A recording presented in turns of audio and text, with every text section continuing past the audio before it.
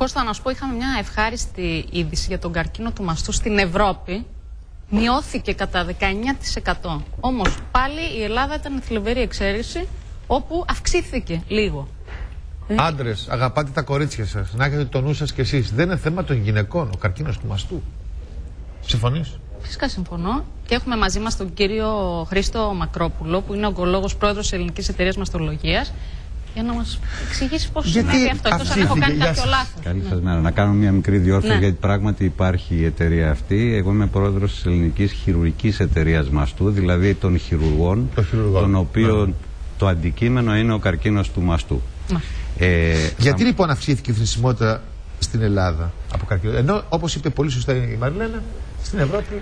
Αυτό είναι πράγματι ένα στοιχείο που δημοσιεύτηκε, στατιστικό στοιχείο πρόσφατα, σε ένα πολύ έγκυρο περιοδικό.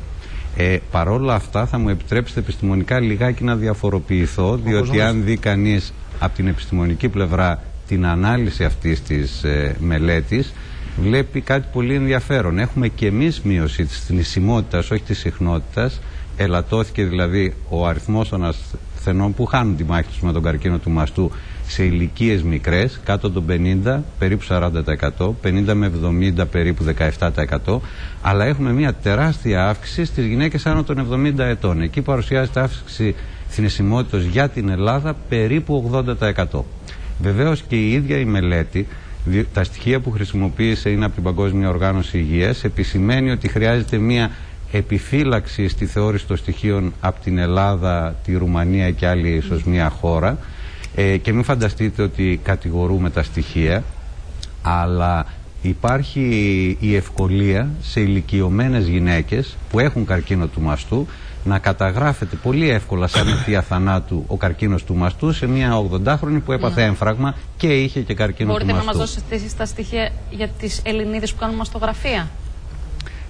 Εκτιμήσεις μόνο μπορούμε να δώσουμε, δεν έχουμε. Ίσως αυτό είναι και το μεγάλο μειονέκτημα στη χώρα μας, δεν έχουμε επίσημα στοιχεία. Εκείνο που μπορώ να σας πω σίγουρα είναι ότι πράγματι στις νέες αυτές ηλικίες έχει αυξηθεί πάρα πολύ ο αριθμός των γυναικών που είναι ενημερωμένες και υποβάλλονται σε κλινικό έλεγχο και μαστογραφία. Μετά τα 35-40 δεν πρέπει να κάνεις? Μετά τα 40 αρχίζει συστηματική μαστογραφία. Κάποια πρόσφατα στοιχεία στατιστικά πάλι στις ΗΠΑ συστήνουν τη διετία, αλλά όλες οι οργανώσεις οι επιστημονικές, οι ιατρικές, εξακολουθούμε να συστήνουμε ετήσια μαστογραφία από την ηλικία των 40 ετών και πάνω. Και πριν? Μέχρι από την ηλικία των 35-40 ετών κάνουμε πάλι μια μαστογραφία ελέγχου και ο έλεγχος πια διαμορφώνεται ανάλογα με τους παράγοντες. Μια κοπέλα που είχε τη μητέρα της με καρκίνο του μαστού στα 30 παραδείγματος χάρη, εκείνη την ελέγχουμε συχνότερα. Παρόλα αυτά θα πρέπει να επανέλθουμε στο θέμα της μαστογραφίας, διότι κάτι άλλο που πρέπει να φύγει, και σας έχω φέρει ένα πίνακα που αν υπάρξει δυνατότητα να τον δείξετε κάποια στιγμή. Θα τον δείξουμε, θα δείξουμε και εμείς μια κάρτα που θέλουμε. Η μαστογραφία είναι αυτή που έχει την δυνατότητα να μας κάνει ανίχνευση σε πολύ μικρό μέγεθος. Λοιπόν, μπορούμε να δείξουμε. Ποιος φίλος συνάδελφος θέλει να δείξει αυτό καταρχήν που έχω εδώ? Η κάμερα 5. Ευχαριστώ πολύ. Έλατε, παιδιά. Εδώ μπορεί να δει κανείς ότι οι γυναίκες που κάνουν μαστογραφία, και κάτι που είναι πολύ σημαντικό, που κάνουν τακτικά, επαναλαμβανόμενα, όχι τυχαία μια φορά. Α, το διαβάσουμε. 1,1 εκατομμύριο. Όχι, είναι 1,1 εκατοστό το μέσο μέγεθος όγκου που πιάνεται σε γυναίκες που κάνουν ετήσια μαστογραφία. Ένας πολύ πρώιμος καρκίνος. Μάλιστα. Αν μια γυναίκα, στις γυναίκες που κάνουν τυχαία κάποια στιγμή μια μαστογραφία, ανεβαίνει στο 1,5. Συστηματική αυτοεξέταση, 2,1. Οι γυναίκες με αυτοεξέταση, και αυτό πρέπει να τονιστεί, γιατί πολλοί κόσμος βασίζεται ακόμη στην αυτοεξέταση, ο όγκος που πιάνουν είναι πάνω από 2 εκατοστά, και οι γυναίκες που κάνουν τίποτε από τα δύο, όταν εμφανίζονται τυχαία, έχουν ένα όγκο 3,6 εκατοστά. Αυτό είναι το θέμα. Λοιπόν, κοιτάξτε μια κάρτα που έχουμε φτιάξει. Τεράστια διαφορά.